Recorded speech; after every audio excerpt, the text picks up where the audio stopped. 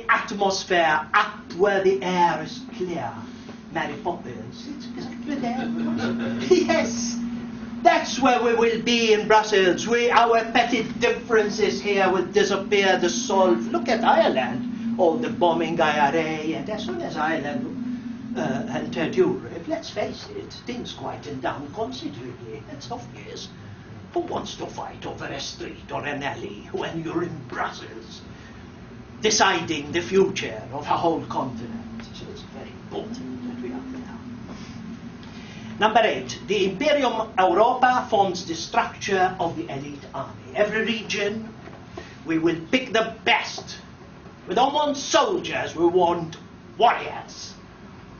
We don't want soldiers fighting economic wars for gas or petroleum or whatever, for the plutocrats, for the corporate. No, we don't want that. We want warriors who believe in the Imperium. Man trained for war. Dogs of war straining at the leash, waiting to be unleashed at the slightest provocation from the enemies outside the Imperium, you see. We will breed them, we'll have the best army. The present soldiers, unfit, most of them, but we will give them jobs as policemen in the regions or traffic wardens or whatever. But certainly not to guard us. They are unfit to guard us. They're not warriors. We will train warriors for war. And then, in 20 years after the formation of the elite army, the regions will start organically forming their frontiers. And the people will have people moving about to their rightful sacred geography, like, with no fighting, because the imperial army will safeguard that small region threatened by its bully of a neighbor. Won't have any more Georgias and whatever way, you see, and everything will settle down over 20 years. Then we will liberate, as Mosley used to say, Europe overseas. Reach out to Europe overseas, Australia, New Zealand, short repatriation program to Asia, Latin America, Chile, Argentina, the Brazil coast there, and Uruguay. It's more than enough for us. We can defend them. Argentina, you see, when its economy collapsed, if we had the Imperium instead of this jumble of bureaucrats in the EU, we would have asked Argentina to join the Imperium straight away and would have embraced the Argentinians, kindred people, Spaniards, Italians, Germans, whatever. That was a golden opportunity missed, you see, because Europe is not political. And we would have plucked Argentina out of the ambit of the dollar into the Eurozone, into our sphere of influence. And then liberate South Africa, of course, protect her. It will only take it's not anybody who's been to Africa knows how easy it is to recapture this farce of South Africa, I mean. So it's not a problem.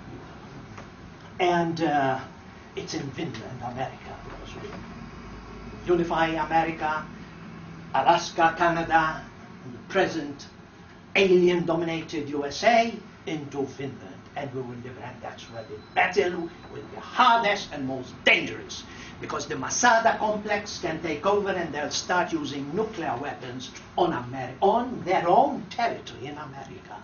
You say, we have to, as Lao Tzu says, cook them like small fish. So there it is. So those are the 10 steps we have to take to implement the Imperium. Now, 5 more minutes, Norman. è difficile la democrazia. Democracy is difficult. Now, I want to ask 4 questions, very easy questions. Who is the enemy? Who is this Hydra, multifaceted? Who are they? Decadent monarchies? global corporations, Microsoft, web of secret societies, Knights of Malta in America, where they're powerful, the Jesuits. What are the enemy's goals?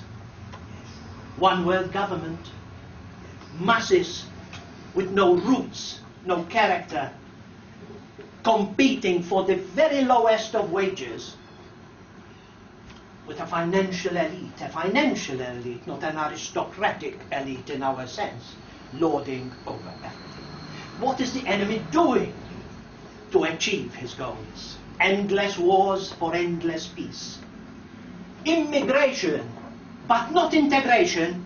Chinatown, Pakistanis, Nigerians, friction, friction, friction. They need to keep the friction. All a battle of all against all, so that they carry on their work undisturbed. Yeah. The chemical dumbing down of our people, fluoricide, pesticides, sprays from nobody knows what these huge planes are spraying for. The educational dumbing down, churning up morons. Give a GCE exam of the 1960s to a present our boys today. They won't answer. It's too difficult. You see, we've gone down. That's what the enemy is doing, dumbing us down. And of course, a cultural and political hegemony through the control of the mass media. Now, this hydra. Who is in overall control of this hydra? Who is behind it all? It's easy. Those who can't be criticized. And who can't be criticized? Everybody can be criticized. The Queen Mother. Just two months before she died. Hurry up and die. And only one tribe could come out with such hatred and violence. You see? Everybody can be, even President Obongo can be criticized, poor man. Everybody can be criticized, except one tiny tribe of rabid racists. They can't be criticized. Sarrazin, David Duke, they took his website down and he managed to get it back, you know, to find them, and so on. So they are in control, those who can't be criticized. And how does one fight this enemy? A total onslaught. We need political soldiers, universities, place of work, internet, the battle of ideas, because that's where the battle has to be won. The importance of our movement, the New Right, giving fresh ideas, not the Paleolithic ideas. That's why these meetings are so important. The New Right beyond parties, nation states, beyond morality, beyond good and evil, broking no opposition or restraint in order to safeguard our people. If the chairman, please, would allow me just 2 minutes. Just 2 minutes, please. I want to conclude with a word about spirituality. Where the stakes are highest and the danger most grave. If a race is betrayed by its spiritual leaders, the Aztecs, plucking hearts out, dead end, they were betrayed by their witch doctors, by their shaman. There was no involvement, there was no end. They ran out of slaves, they ran out of... You see, once a race is betrayed by its spirituality, once a race is disarmed, because we have to turn our cheek, we have to be good, we have to love our enemies, and all that anti-nature, anti-life, anti-survival spirituality, you've had it, you've been disarmed.